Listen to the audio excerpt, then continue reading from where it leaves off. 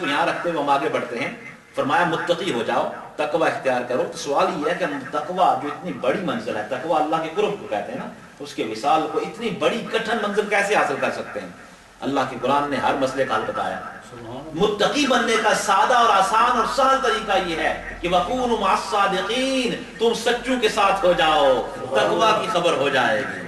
وَكُونُوا مَعَ الصَّادِقِينَ, تم سچوں کے ساتھ ہو جاؤ. اور قرآن خود بتاتا ہے صادقین کون ہیں. من النبیین والصدیقین والشہداء والصالحین, یہ انبیاء بھی صادقین ہیں, صدیقین بھی صادقین ہیں, شہداء بھی صادقین ہیں, صالحین بھی صادقین ہیں.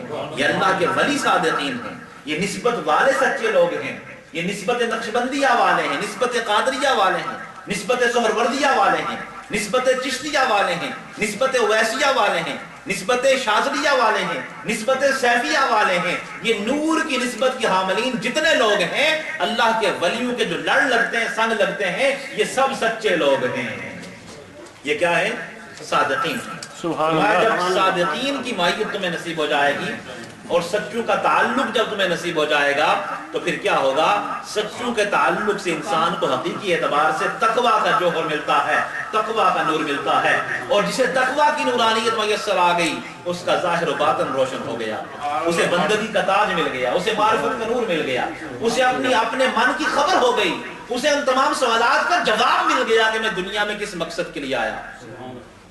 یہ دوستو, یہاں سے میں سمجھتا ہوں کہ ایک نقطہ ہمارے سامنے, ایک تو یہ ہمارے سامنے تربیت آئی کہ ہم نے متقی بننا ہے, توبہ کرنا ہے, استغفار کرنی ہے, پاکیزگی کا راستہ اختیار کرنا ہے, اور نسبت اولیاء اختیار کرنی ہے. یہ سبق یہاں تک اس اتنی گفتگو تک یہ سبق ملا. اللہ والوں کی نسبت اختیار کرنی ہے, جن کا تعلق قائم ہے خوش نصیب ہیں, جن کا نہیں ہے ان کو دعوت ہے, صلاح عام ہے یاران مقتدا کے لیے.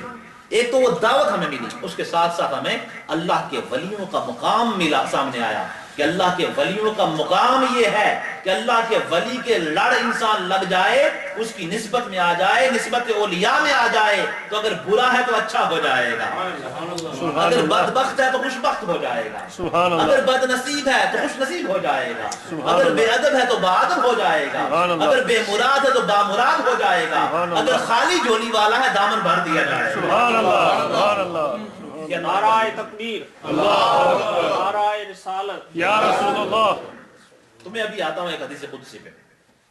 اللہ سبحانہ وتعالیٰ کا ارشاد ہے, نبی پاک صلی اللہ علیہ وسلم نے اس کو بیان فرمایا, اور یہ بڑی مشہور شعراء آفاق حدیث قدسی آپ سماعت کرتے ہیں اکثر. اس کے ذیل میں بہت اختصار سے بات میں کروں گا. لا یزال عبدی, اللہ تعالیٰ فرماتے ہیں جل جلالہ, لا یزال عبدی یتقرب الی بالنوافل حتی احببته فاذا احببته فكنت سمع الذي يسمع به وبصره الذي يبصر به ويده التي يبطش بها ورجله التي يمشي بها, او كما قال. فرمایا کہ جب میرا بندہ, اللہ کے ولیوں کی شان ہے, اللہ کے ولی, اللہ کے دوستوں کی شان آپ سنیے, سبحان اللہ. اولیاء اللہ, عظمت اولیاء کا بیان سنیے. فرمایا جب میرا بندہ نوافل کے ذریعے, نوافل کی کثرت کے ساتھ میرے قریب ہوتا ہے. اب یہ بھی الگ بحث ہے کہ نوافل کے ذریعے قرب بھی ملتا ہے, فرائض کے ذریعے بھی قرب ملتا ہے. بے شک. ہم یہاں نوافل کی بات, اس کا یہ مطلب یہ نہیں ہے کہ قرب صرف نوافل کے ذریعے ملتا ہے. بندہ فرض چھوڑ دے اور کہے کہ نفلوں میں قرب ہے. فرض ضروری ہے, فرض تو لازمی ہے, فرض کے ذیل میں نفل آتے ہیں نا, بات سمجھے. تو اس کو الگ علماء نے بیان کیا کہ ایک قرب فرائض ہے, ایک قرب نوافل ہے, ایک جمع بین القربین ہے. مشکل باتیں میں نہیں کرنا چاہتا, میں اوائڈ کرنا چاہتا ہوں.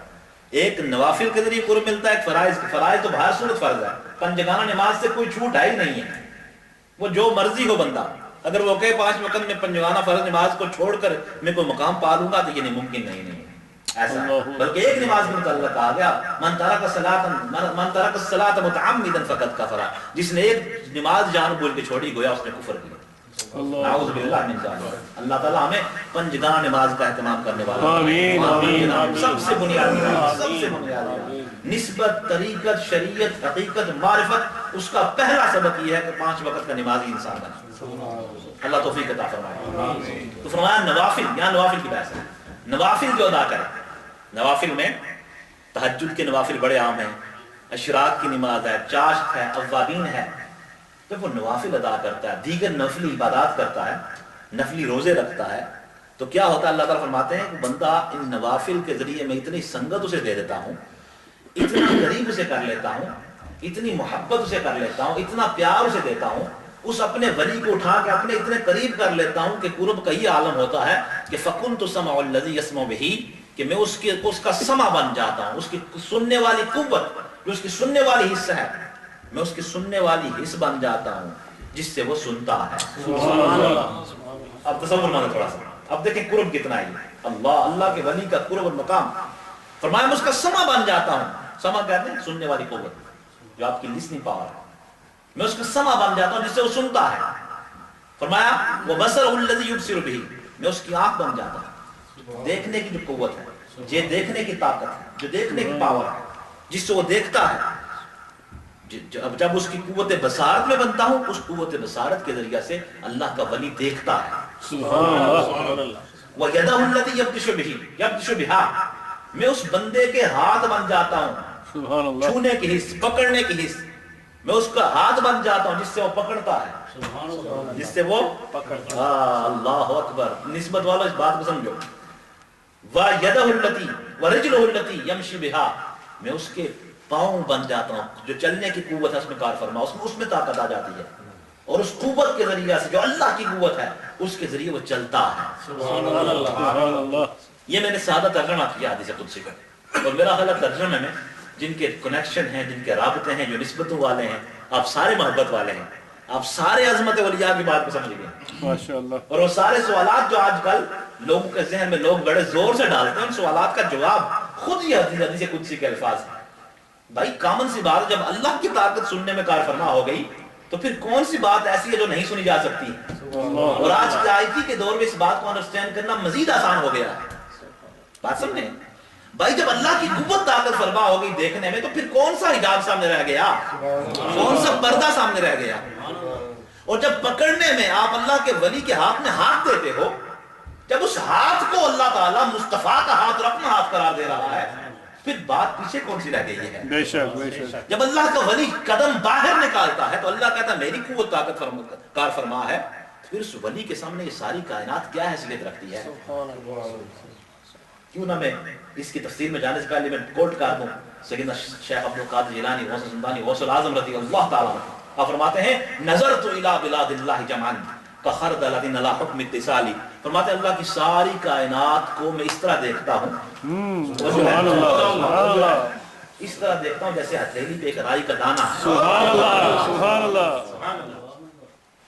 سید عبدالعزیز دباغ رحمۃ اللہ علیہ ولی گزرے بڑے کامل، حجرہ نشین ہے، باہر اولیاء اللہ کے اپنے اپنے معاملات ہیں، کچھ نگر چل کے تبلیغ کرتے ہیں، کچھ مسند نشین ہو کے تبلیغ کرتے ہیں، فیض عام کرتے ہیں، ہر ایک کی ڈیوٹی ہے، اپنے حجرے سے باہر نہیں جاتے۔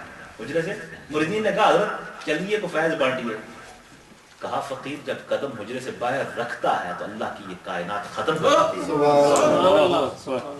اشارت دیکھیے آپ، اور یہ فیکٹ ہے، یہ کوئی کہانی نہیں ہے، کتابوں کے اندر باتیں محفوظ ہیں۔ دو نیم ان کی ٹھوکر سے صحرا و دریا، سمٹ کر پہاڑ ان کی ہیبت سے رائے، یہ ٹھوکر مار دیں تو دریا شک ہو جاتے ہیں، راستے چھوڑ دیتے ہیں، اور یہ متوجہ ہو جائیں تو پہاڑ ریزہ ریزہ ہو جاتے ہیں۔ ڈاکٹر اقبال نے کہا اللہ اکبر۔ اب میں آپ کے وقت ضائع کیے بغیر اس حدیث قدسی کی تفسیر میں آتا ہوں۔ امام فخر الدین رازی رحمۃ اللہ علیہ تفسیر کبیر میں فرماتے ہیں کہ وَكَذَلِكَ الْعَبْدُ إِذَا غَاظَبَ عَلَى الطَّاعَاتِ بَلَغَ الْمَقَامُ الَّذِي يَقُولُ اللَّهُ تَعَالَى كُنْتُ لَهُ سَمْعًا وَبَصَرًا، فرمایا کہ جب بندہ، سنیے غور سے، جب بندہ، مشکل باتیں بعض کو ہوتی ہیں ایسی، لیکن یہ آپ سنیے غور، تو جو سنیں گے انشاءاللہ اور ذکر کرتے رہیں گے ساری باتیں سمجھ آئیں گی، مجھے بھی سمجھ آئیں گے، آپ کو بھی سمجھ آئیں گے انشاءاللہ۔ فرمایا وَكَذَلِكَ الْعَبْدُ، جب بندہ اللہ کی اطاعت اور فرمان برداری میں پکا ہو جاتا ہے نا، جب پکا ہو جاتا ہے، استقامت ضروری ہے، الاستقامت فوق الکرامہ، استقامت کرامت سے بڑی چیز ہے۔